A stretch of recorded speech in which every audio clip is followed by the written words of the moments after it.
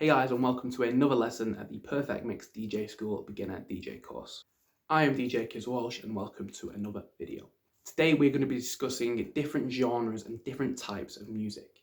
In order to be a DJ, it is important to understand the different genres and the different types of music that you'll be mixing. Every single piece of music that is made in a way that it can be categorized with other pieces of music, and we call these genres. So how do you determine exactly what genre a track is? Well, I believe there are four things that determine a track's genre. The first thing is something that we discussed in the last lesson, and that is beats per minute. Of course, beats per minute is exactly what it says on the tin. It's how many beats that track plays in a minute. The higher BPM means the track is going to be quicker, and the lower BPM means it's going to be slower. So typically slower tracks sit in one genre. You have like the middle tracks that sit in its own genre, and then you have the quicker tracks that sit in its own genre too. Now, it is possible to have two tracks that are completely different BPMs but still sit in the same sort of genre. But of course, every single genre actually has subgenres too. So even though that they would be in the same genre, they would be technically different in the subgenres. So to just go over what I said in the last lesson, a slower song BPM would typically be stuff like rock music, pop music. Then once you get a bit quicker, you start getting into stuff like hip hop. Then once you get a little bit quicker than that, you start getting into more dance music like house, like techno. Then again, you can go a little bit quicker, you can get into trap music and dubstep.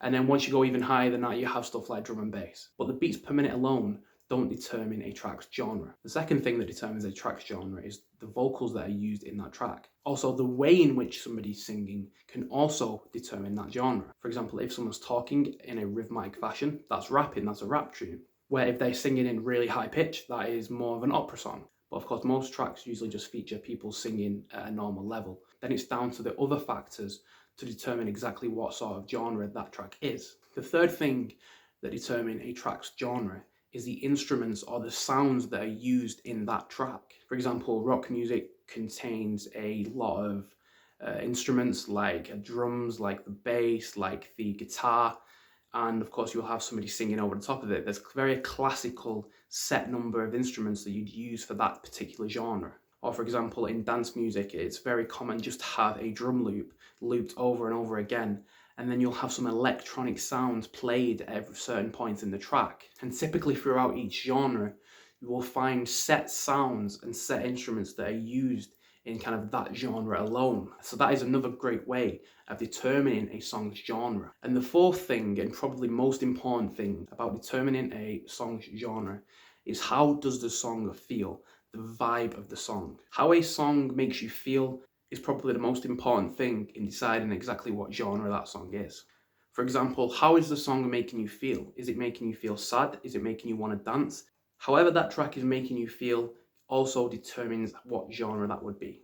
So once you consider all four of these things, the beats per minute of the song, the vocals that are being used, the sounds and the instruments that are being used, and how the song is making you feel, that is how you determine exactly what genre a track is. But you can usually tell a track's genre just by listening to it, because you're never not going to be able to tell if a track's not a rap track or a hip hop song.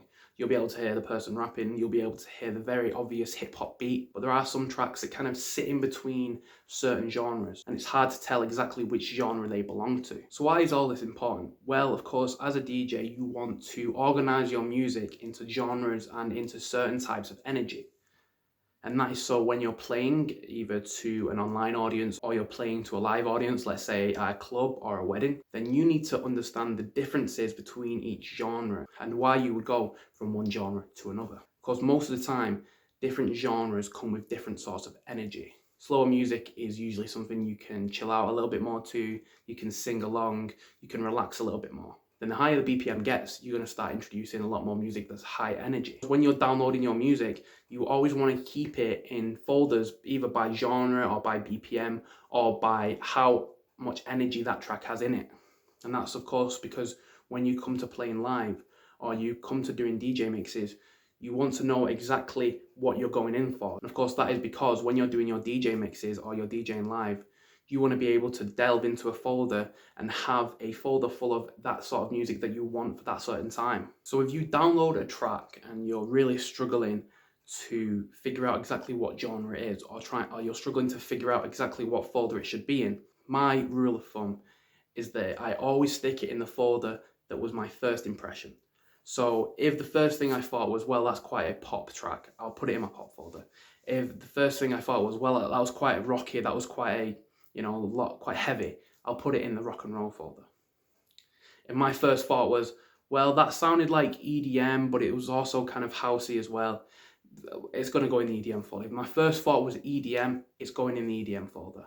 Because for me, the gut feeling, the first feeling you get, you can never go wrong with. But if you remember something I said at the start of the video about there is actually subgenres and subcategories under every single genre, that is also something you can take into consideration.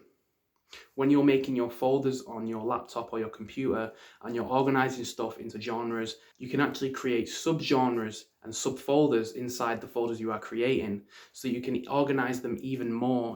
A good rule when downloading music and organizing it is to keep certain tracks together that hold the same sort of energy.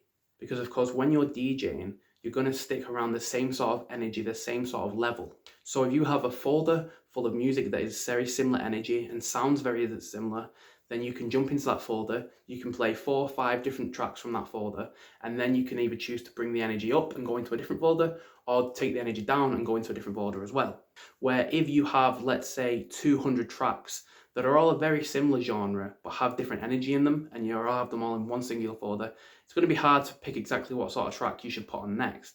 But if you have them subcategorized into different sorts of energies, then you're going to be able to delve in and out and decide exactly where you need to go next. But don't worry too much now about keeping your music organized and how to determine exactly what a track is, because we will be breaking that down in a future lesson. But for now, the important thing is to understand that every single track sits in a different genre, and the song's BPM, the vocals, the sounds used, and how the track feels determines exactly what genre that song is. And as a DJ, it's our job to control the genres that are going out. For example, you never would just play one genre after another, just completely mashing it up every single mix. The idea is that you want to play little packets of different genres. And this is so that our DJ sets sound smooth and that you're telling a story with your DJ sets. So that concludes this lesson on different genres and types of music.